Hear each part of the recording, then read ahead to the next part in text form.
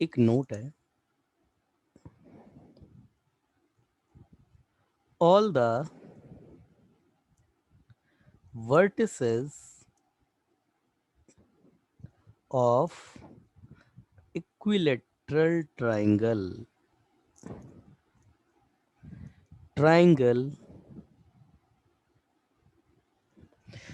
all the vertices of equilateral triangle, all the vertices of, yes, equilateral of triangle cannot be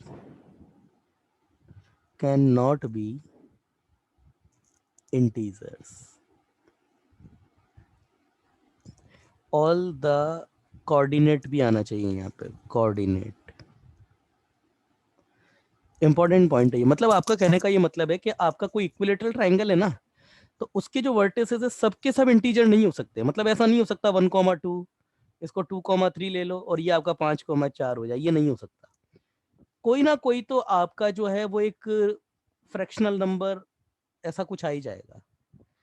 सब सब real सब जो है वो इंटीजर नहीं हो सकते, है ना। तो एक इंपॉर्टेंट पॉइंट है, क्यों नहीं हो सकता इसका प्रूफ आगे आ जाएगा, अभी सर्कल में आएगा इसका प्रूफ, तब देख लेंगे। तो है ना, एक क्वेश्चन देखते हैं।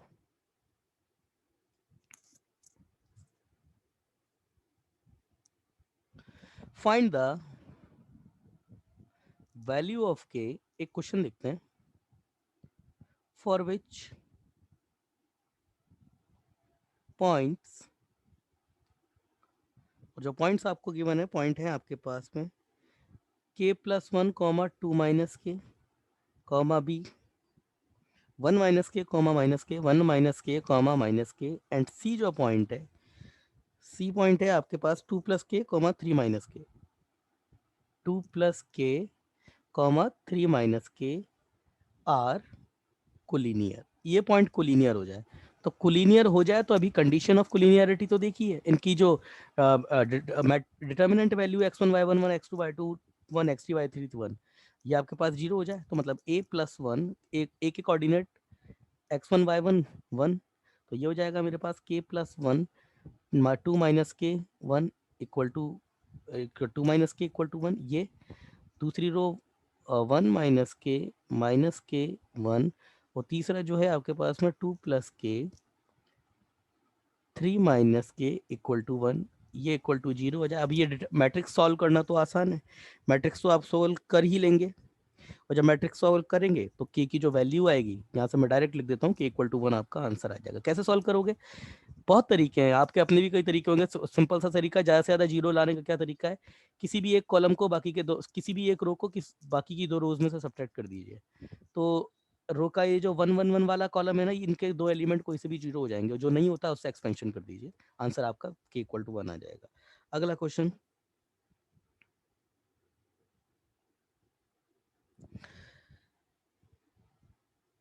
अगला क्वेश्चन है पॉइंट, पॉइंट है आपका, जो पॉइंट के कोऑर्डिनेट दिए हैं वो ये b, c+a, c, a+b, और नेक्स्ट है आपका a, b+c आर कोलिनियर और नॉट, ये पूछा है आपसे। तो फिर से वही चीज, इनकी मैट्रिक्स डिटर्मिनेंट वैल्यू चेक कर लीजिए, c+a 1, ये आपका c, a+b ये 1, और ये a, ये b+c 1। अब इसमें तो आपको जो है इसकी, अगर इसकी डिटर्मिनेंट वैल्यू 0 आ गई तब तो ये कोलिनियर है, अदरवाइज नहीं होंगे। तो मैं क्या करता हूँ ना, R1 पे ऑपरेशन लगाता हूँ, R1 माइनस R3 का, R2 पे भी ऑपरेशन लगाता हूँ, R2 माइनस R3 का। तो ये जो मेरे पास डिटर्मिनेंट अब आएगा वो क्या आएगा, b माइनस a, इधर से ये a minus b equal to 0, comma ये 0, और इधर से अगर मैं निकालूंगा तो ये c माइनस a, और ये a माइनस c, ये भी 0, और ये a b प्लस c, और ये 1, ये हो गया। ठीक है, अब मैं क्या करता हूँ ना, अब मैं क्या करता हूँ, ये जो कॉलम, ये वाला जो कॉलम 1 है, ये कॉलम 1 है, ये कॉलम 2 है, इसको ऐड कर देता हूँ, मतलब कॉलम 1 में कॉलम 2 ऐड कर देता हूँ। लाइक कॉलम 1 में कॉलम 1 प्लस कॉलम 2 लगा देता हूँ। तो जैसे ही मैं लगाऊंगा तो ये और ये दोनों जीरो हो जाएंगे और बाकी का जो है वो एज इट इज आ जाएगा, है ना। A B plus C one, A B plus C one, ये भी जीरो, ये भी जीरो।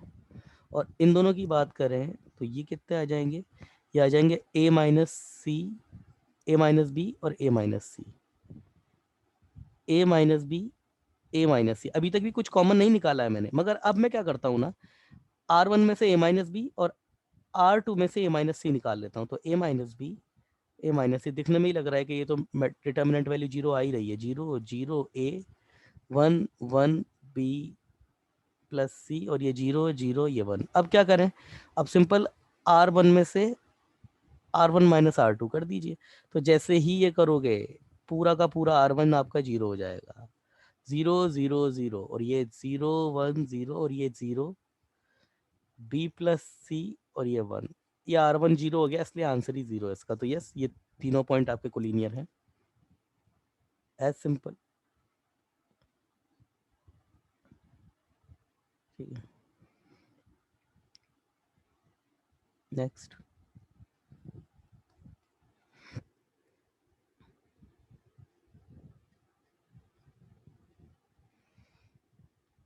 अगला है आपका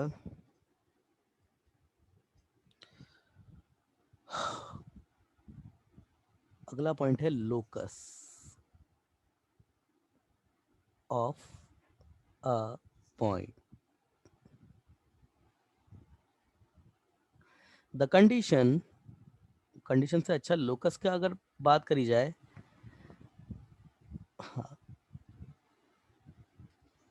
the path, the path of, the path of point where any point